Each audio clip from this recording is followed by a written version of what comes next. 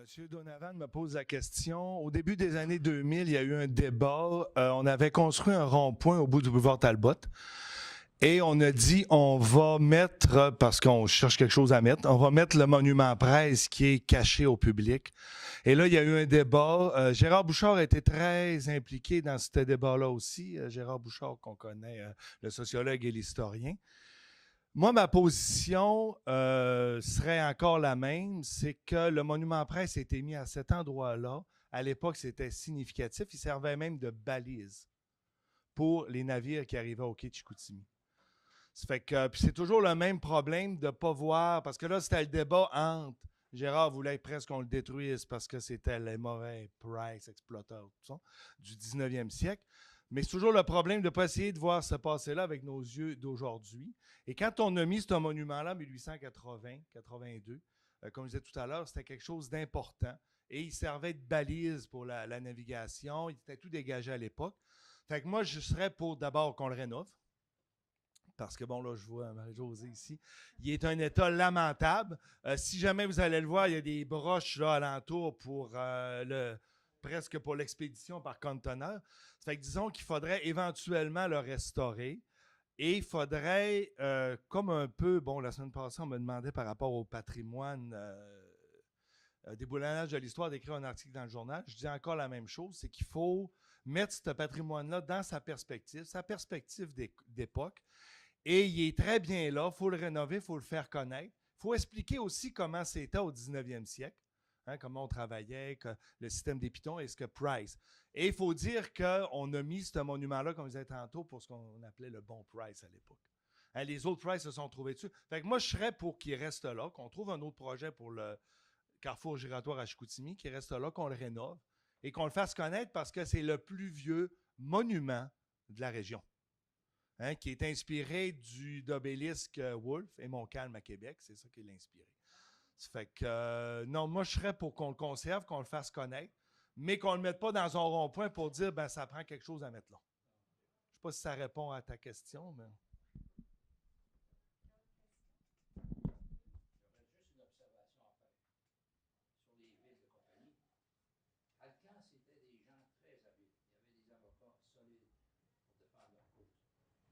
Quand ils ont eu leur charte pour Arvida, ils ont fait exclure de l'évaluation municipale les équipements de procédés.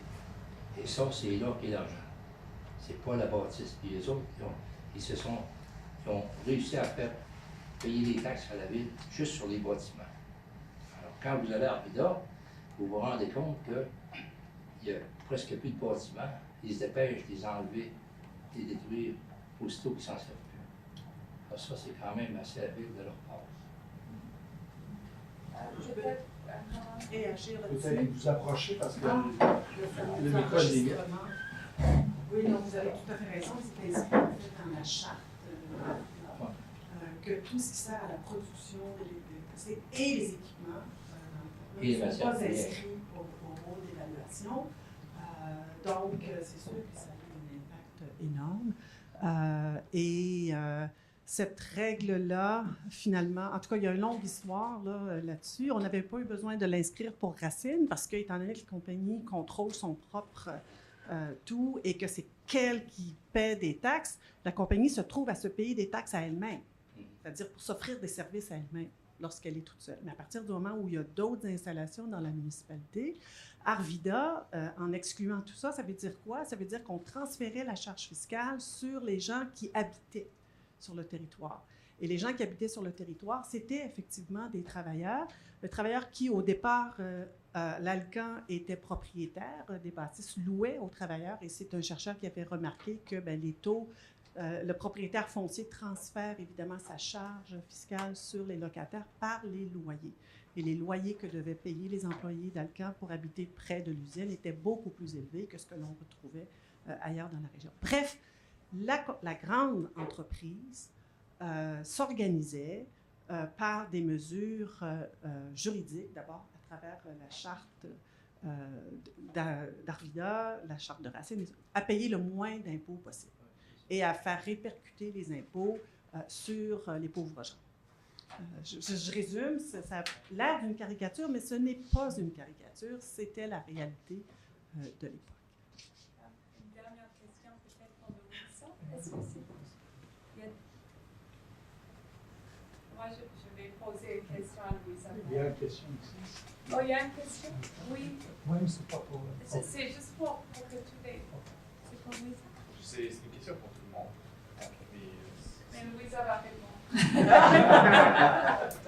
Alors, on voit avec toutes ces présentations-là, on voit qu'il y avait des anglophones et francophones dans la région, il y avait des séquences socio-économiques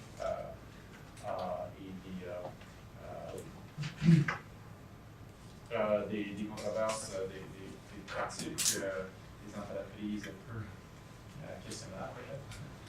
Mais l'impression que certaines des présentations me donnent, c'est que les relations entre anglophones et francophones, et avec l'exemple de M. Blair, étaient assez civiles, disons, ou assez, plus ou moins assez bonnes, avec des exceptions monumentales. Comment ça? Comment est-ce que c'était pourquoi est-ce que les relations entre anglophones et francophones dans la région étaient, disons, assez civiles? On sait pas, malgré les écarts qui existaient, malgré les différences qui existaient.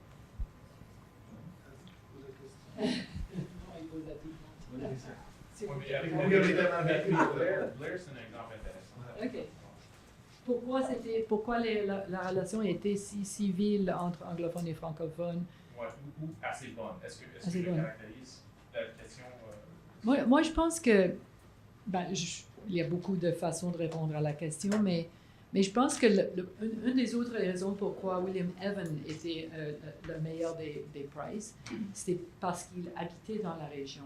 Il n'habitait pas à Québec, il restait dans la région.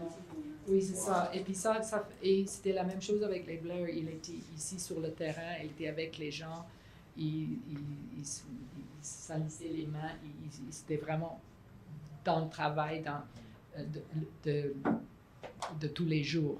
Et il voyait comment les gens vivaient. Et alors, il y avait plus de possibilités de vraiment voir la réalité des relations et la réalité de la pauvreté. Et ils avaient même eux-mêmes, dans le cas de Robert Blair, ils avaient vécu la famine en Écosse. Alors, ils savaient c'était quoi la pauvreté. Et aussi, en même temps, ils dépendaient complètement sur les Price. C'était intéressant quand je regardais le census, le recensement. On voit tous les autres propriétaires qui avaient leur arpent de terre et qui faisaient cultiver des choses. Il y avait quelques moutons, quelques cochons, quelques chevaux, ou peut-être un cheval, une vache laitière. Et Robert Blair, c'est comme des milliers d'arpents et des centaines de moutons et tout ça. Mais il y avait une colonne qui disait employé ou propriétaire. Puis c'était P pour tout le monde jusqu'à Robert Blair, c'était eux. Alors, il avait rien à lui-même. Alors, il dépendait complètement sur les Price, comme les autres qui dépendaient pour leur travail sur les Price. Parce que c'est peut-être je ne sais pas comment répondre.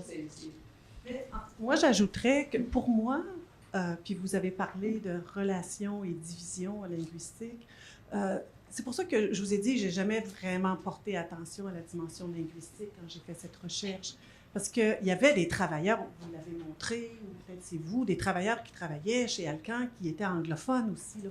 Moi, j'ai eu un étudiant quand j'étais à la faculté de droit de McGill qui venait de la région, qui était anglophone, qui s'appelait Hernandez, dont le père avait travaillé dans les usines. Bref, il y avait des anglophones de la classe ouvrière aussi. L'enjeu principal n'était pas linguistique. L'enjeu principal c'était des divisions de classe. Hein?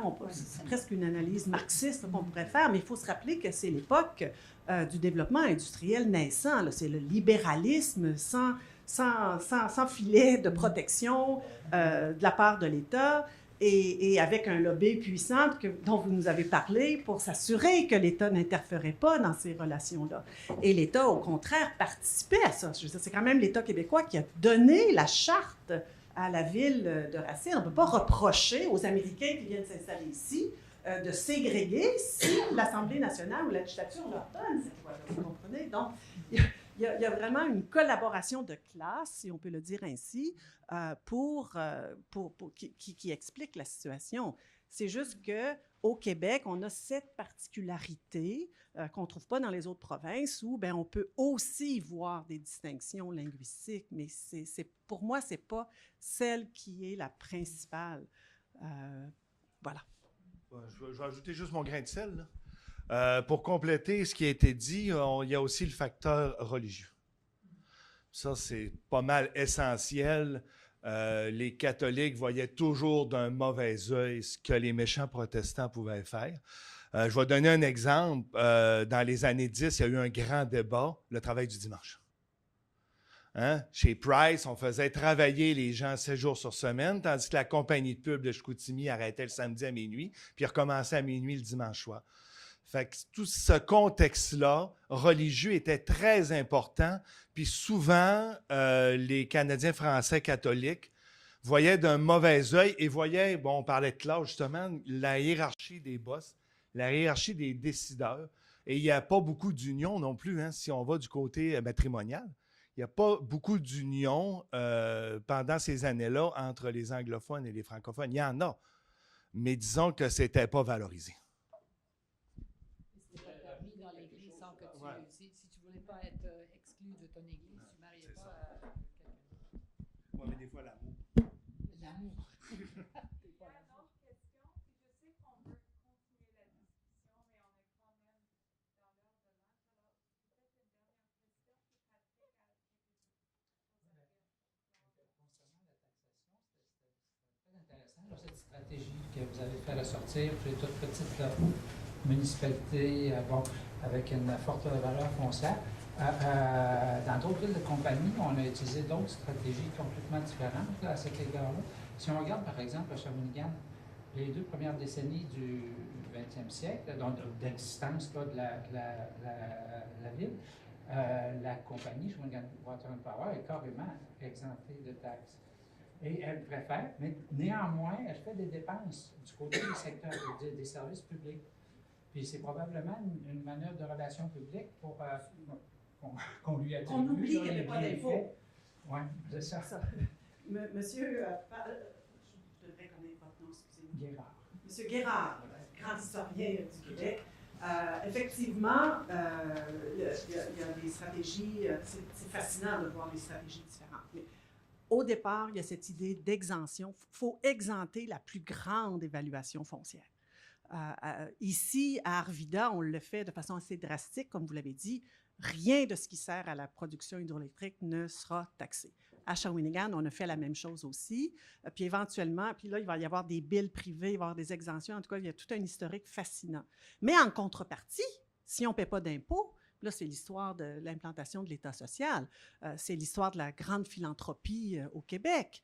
Si on ne paie pas d'impôts, il faut faire bonne œuvre autrement. Et qu'est-ce qui sert à ça? C'est la charité. Donc, on ne paie pas ses impôts, mais on peut donner un petit pécule, on fait la charité. Si vous ne payez pas vos impôts, là, on vient de payer nos impôts, là, la moitié de votre salaire qui part en impôts, mais c'est facile ensuite de donner des 25 sous aux mendiants et de construire, exactement, financer les écoles parce qu'on ne paie pas d'impôts. Alors, évidemment, je n'ai pas parlé de cette dimension-là, mais c'est sûr que les deux sont l'autre image de l'autre. Il faut quand même soigner son image publique, il faut faire œuvre de charité, il faut distribuer des cadeaux de Noël, il faut... je veux dire, la stratégie est assez classique, c'est la même stratégie qu'on a vue partout. Et par cette stratégie de grande charité, on tenait l'État à l'écart. Ne nous imposez pas.